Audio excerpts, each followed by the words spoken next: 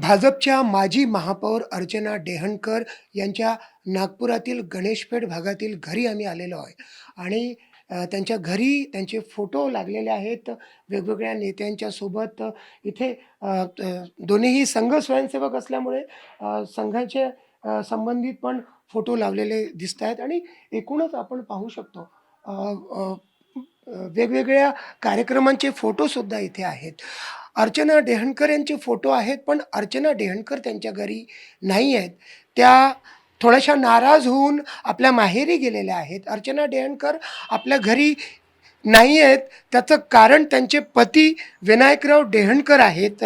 Vinayakraoji, NDTV मराठीसोबत आपण बोलताय. खूप खूप धन्यवाद. अर्चना वहिनी घरी नाही आहेत, माहेरी रागावून गेलेल्या आहेत, तुमच्याशी त्या नाराज आहेत. तुम्ही अपक्ष फॉर्म भरलेला आहे, बंडखोरी केलेली आहे भाजपसोबत, म्हणून त्या गेलेल्या आहेत. काय घडलं, काय सांगाल? 1984 पासून मी या गणेशपेठमध्ये भाजप वाढवण्याचा छोटू भैया धाकरस, प्रभाकरराव दटके, अशोकराव वाडीबसमे यांच्या माध्यमातून मी इथे पक्षाचा झेंडा धरला.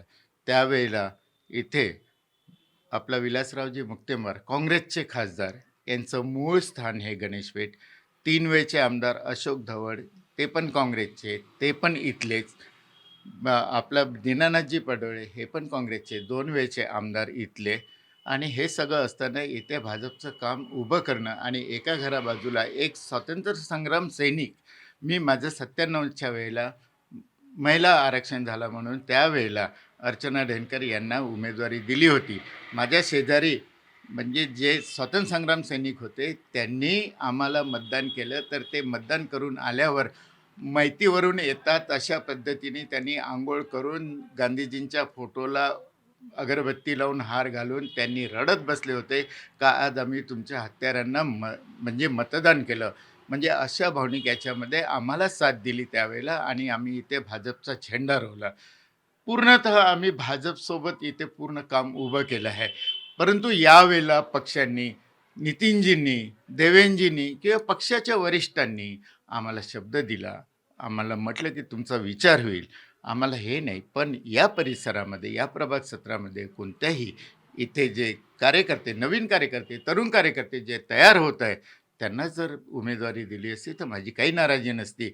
आज प्रभाग सत्रामध्ये एक वेळ बंडखोरी करून गेलेला आणि मागच्या वेळेला 3 नगरसेवक निवडून आले, त्याही वेळेला आम्हाला तिकीट न देता ती तिकीट वाया गेली, बी फॉर्म वाया गेला, परंतु कोणाला तिकीट दिली नाही. तरीही मी नाराज न होता त्यांचा निवडणूक प्रमुख म्हणून, त्यांचं पूर्ण निवडणुकीचं काम सांभाळून मी ते तिन्ही उमेदवारांना निवडून आणलं. त्यानंतर या तिन्ही उमेदवारांनी एकही वर्ष किंवा एकही कामाला मला प्रतिसाद दिला नाही किंवा माझ्याशी संबंधसुद्धा ठेवले नाही. अशा वेळेला ह्याही वेळेला जर इथल्या स्थानिक एखाद्या कार्यकर्त्यांना, तुम्ही तरुण कार्यकर्त्यांना जर तिकीट दिली असती तर माझी नाराजी नसती. आज तुम्ही बंडखोरांना आणि बाहेरच्या लोकांना, 18मध्ये असणाऱ्या लोकांना तुम्ही तिकीट दिली. एक काँग्रेसचा जो उमेदवार आत्ता पक्षात आला त्याला पण तिकीट दिली. प्रभाग 32मध्ये राहणाऱ्याला त्यालासुद्धा तिकीट दिली. परंतु फक्त एकच तिकीट दिली, ती पण एक नवीन पोरगी, वर्षभर झाले त्या उमेदवाराचं लग्न झालं आणि तिलासुद्धा तिकीट दिली. म्हणजे हे 4ही उमेदवार हे पक्षाच्या म्हणजे इथले स्थानिक नाही आहे, तरीसुद्धा त्यांना तिकीट दिली. या नाराजीवरून मी अपक्ष फॉर्म भरलेला आहे आणि मी भावनिक पूर्ण पत्र देऊन राजीनामा दिला आहे त्यानंतर. कारण की मी पक्षात राहून उद्या मला असं नको म्हणायला पाहिजे की यांची हकालपट्टी केली. ही न्यूज येण्यापूर्वी मी पक्षातून राजीनामा देऊन हो, आपल्या तुमचा बॅकग्राऊंड संघाचा आहे, भाजपचा आहे. प्रतिकूल परिस्थितीमुळे तुम्ही इथे भाजपचं काम केलं आणि अशा वेळेला आता हा जो निर्णय घेतलेला आहे, काय वाटतंय? आणि वहिनींशी तुमची काय चर्चा झाली, काय वाद झाला? पक्ष वाढावा याच्यासाठी मी पक्ष वाढला याचा आनंद आहे. परंतु या पद्धतीने पक्ष वाढेल हे मला अपेक्षित नव्हतं की आपल्या कार्यकर्त्यांना डावलेल, हे मला अपेक्षित नव्हतं.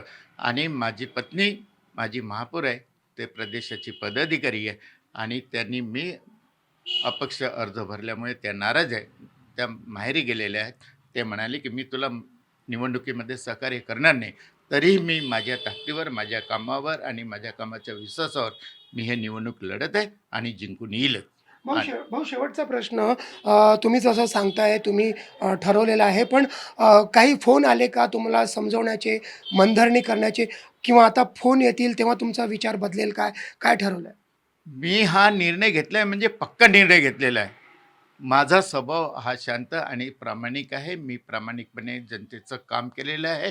कार्यकर्त्यांचा विश्वास आहे आणि माझ्या जवळचे जे लोक आहेत त्यांनी मला हम दिलेला आहे. मला साथ दिलेली आहे. मी नक्कीच उभं राहीन आणि कोणाचंही काही ऐकणार नाही. जर यावेळेला केलं, अनेक वेळा हे लोकं आपल्या आपल्या त्याच पद्धतीने कार्यकर्त्यावर अन्याय करतील. भविष्याच्या काळामध्ये कार्यकर्त्यावर अन्याय नाही व्हायला पाहिजे म्हणून हा निर्णय माझा हा ठाम राहील. तर विनायकराव डेहणकर आपण पाहू शकतो भावूक होत आहेत.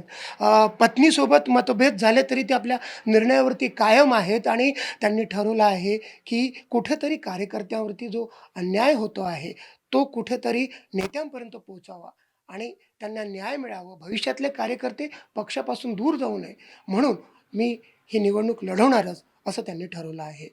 व्हिडिओ जर्नलिस्ट विनय शुक्लासोबत संजय तिवारी, NDTV मराठी, नागपूर.